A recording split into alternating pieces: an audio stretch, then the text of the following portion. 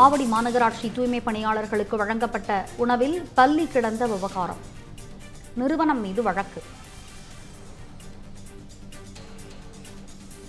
விவரங்களை வழங்குவதற்காக இணைகிறார் செய்தியாளர் காயத்ரி.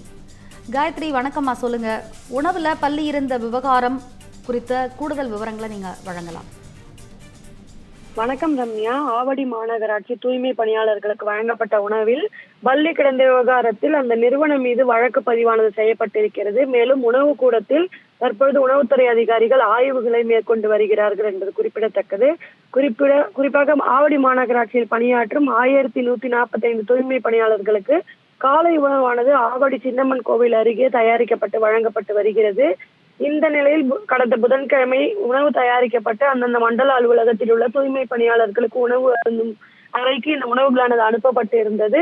மேலும் மாநகராட்சி மண்டலம் 3 அதாவது பருத்திப்பட்டு பசுமை பூங்காவில் 50க்கும் மேற்பட்ட தூய்மை பணியாளர்கள் உணவு அளிக்கப்பட்டது. அப்பொழுது சாம்பாரில் பல்லி இருந்த சாதத்தை அருந்தியதால் சுமார் 50க்கும் மேற்பட்ட தூய்மை பணியாளர்களுக்கு வாந்தி மற்றும் மயக்கம் ஏற்பட்டிருந்தது. இதனை கண்ட துப்புரவு ஆய்வாளர்கள் அவர்களை உடனடியாக மருத்துவமனைக்கு சிகிச்சைக்காக அழைத்து சென்றிருந்தனர். மேலும் அனைத்து மண்டலங்களிலும் உணவு அருந்திய தூய்மை பணியாளர்களை மருத்துவமனைக்கு வரவழைக்கப்பட்டு சோதனைகளானது மேற்கொள்ளப்பட்டது. இதில் 4 தூய்மை பணியாளர்கள், குறிப்பாக 3 பெண்கள் உட்பட 4 தூய்மை பணியாளர்களுக்கு உள்நோயாளிகளாக அனுமதிக்கப்பட்டு மருத்துவமனையில் சிகிச்சைகளானது அளிக்கப்பட்டு வருகிறது.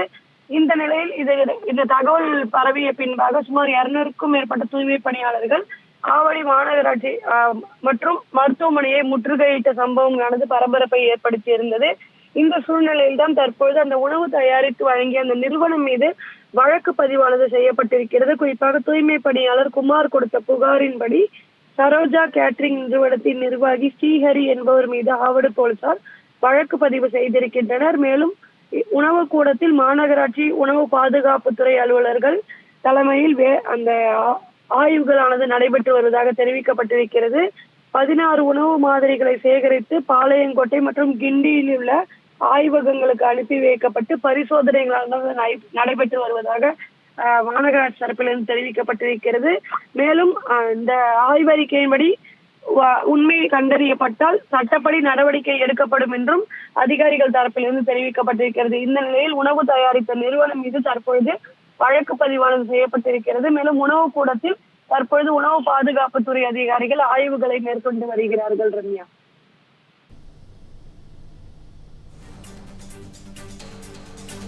விவரங்களை வழங்கியமைக்கு நன்றி காயத்ரி.